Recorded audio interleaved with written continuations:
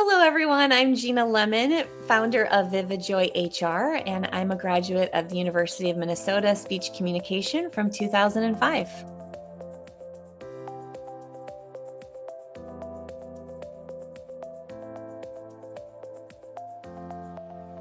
I've been in human resources for over 25 years. I've had the opportunity to work for really large, wonderful organizations like UPS and Target, Ameriprise Financial. And what I realized in my career is that I really liked to have more impact. So I continued to work my way down in company size from the Fortune 500 to private family-run businesses and in lots of different industries, retail, property management, defense, you name it. And what I realized is that I wanted to have more of that impact day to day with the owner and founder of an organization. So I shifted my work and created Vivid Joy HR because I wanted people to experience joy first and foremost in their day-to-day life, because we have about 90,000 hours of life, and a third of that is sleeping, a third of that is with family and friends, and a third of that is at work. So my work really centers on human resources and shifting that into profound human relationships. And it's by helping leaders build capacity, capabilities, and confidence. And I want leaders to grow their businesses intentionally and to be able to thrive in clarity and to replace chaos and to build trust through consistency and ensure that leaders are supported rather than stretched thin. So my inspiration is really rooted in both my professional journey and my personal values, because I'm deeply motivated to serve and have people-centered organizations.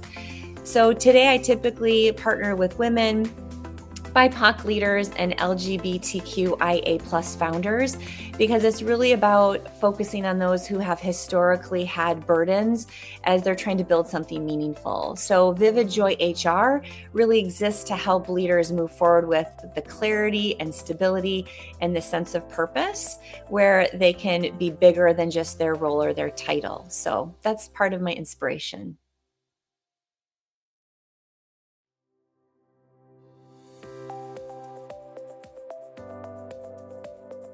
Thanks. My experience at the University of Minnesota was honestly foundational for both my career and my entrepreneurial path. So I began working on campus at the University of Minnesota in the 1990s with UPS.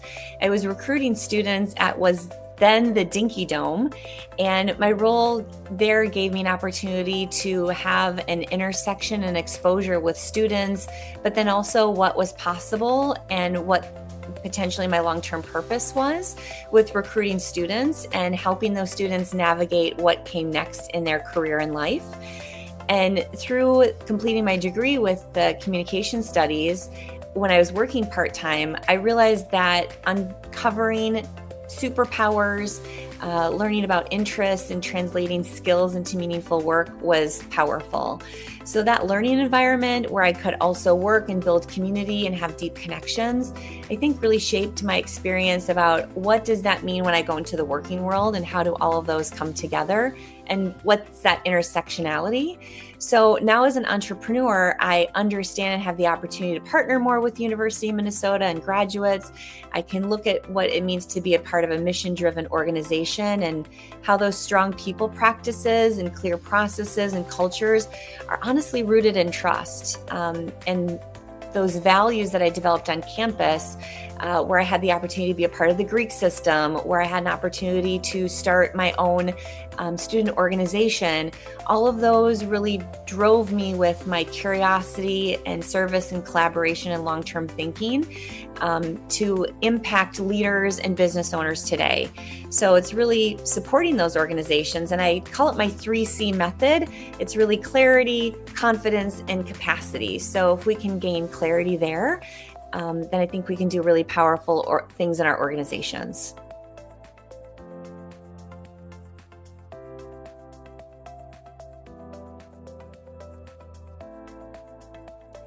Well, there's been a couple of surprising lessons, but I think one of the biggest things for me is that I try to present as a strong, independent woman. And as an entrepreneur, that can be helpful, but it also can be harmful because entrepreneurship can feel very isolating and lonely. And I've realized that if I want to go far, I really want to partner with other people. So I know that I have particular superpowers. However, when I encounter a challenge within my business, I really need to lean on external expertise or other people that have other superpowers. And what's been beautiful for me in the learning lesson is that as I create better partnerships with others, it also can become a referral resource. So those who already have knowledge and trust with business owners that I might not have. So with relationships with bookkeepers, attorneys, other business advisors, and community organizations, they have the ability to serve clients with care and confidence. And that's really what I also want to do. I want to be an addition to those relationships.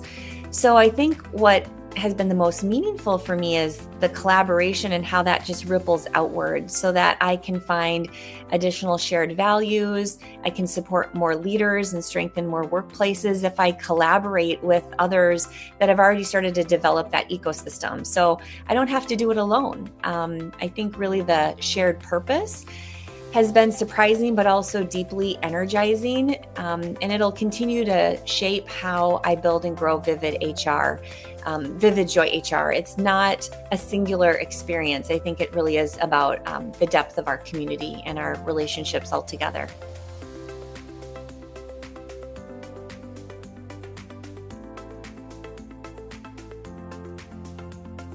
Well, I feel really honored to be spotlighted because I still feel like I'm new in my business journey. And what energizes me is when I partner with clients and they say, gosh, I wish I would have hired you sooner. That always brings joy to me because it tells me that what we're creating is clarity and relief, and not just solutions that are on paper. It's something that lives hopefully longer than the founder or their initial journey. So I have two really great experiences recently. One client hired me and then said, "Hey, I have this dream. I want to have a second location." And we talked about it. And I said, what are the obstacles? What are the challenges that they've experienced? And they are now opening up their second location and are going to have an open house within the next month. So it's really shifting from doubt to confidence. That's incredibly rewarding. Also, another recent client has been in business for 20 years and, just is stuck in day-to-day operations still, is not really that owner. They're still at that operation level. So to be able to shift and allow them to realize that they can have the trust and the structure so that they can move and not necessarily be stuck in that day-to-day operation is energizing for not only the founder, but for me to see that success as well.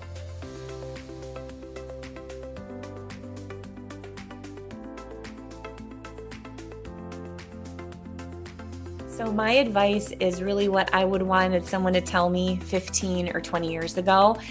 And it's a three-part answer. One is honor your voice. The second part is choose your people.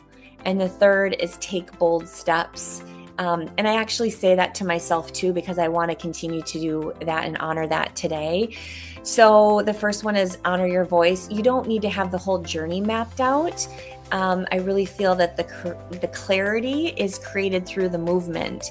So we tend to either go into two spaces, fear or love, and I want to shift more people into that love perspective.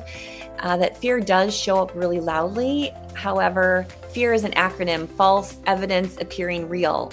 So if we can just trust ourselves and move anyways and honor our voice, I think that's the biggest thing. And then honestly, stop trying to be for everyone. I don't want to be for everyone. I want to know who I serve and commit to serving them exceptionally well and know that the universe will conspire to bring more of those people to me.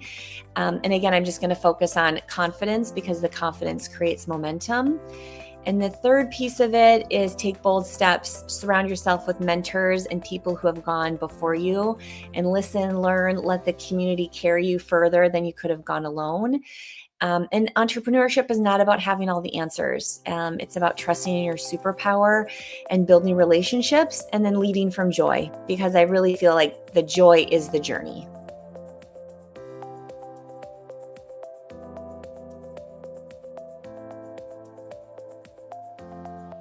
So I'm really excited to work with U of M alumni and founders. Specifically, I have a superpower of working with teams of 5 to 50. So if that's you, we could have a 60-minute clarity session at no cost.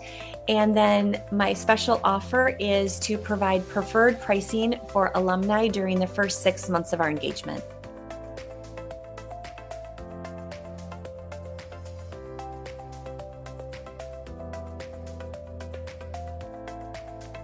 Thank you everyone for taking the opportunity to listen to this spotlight. Again, my name is Gina Lemon with Vivid Joy HR, and you can find me at vividjoyhr.com. Have a great day.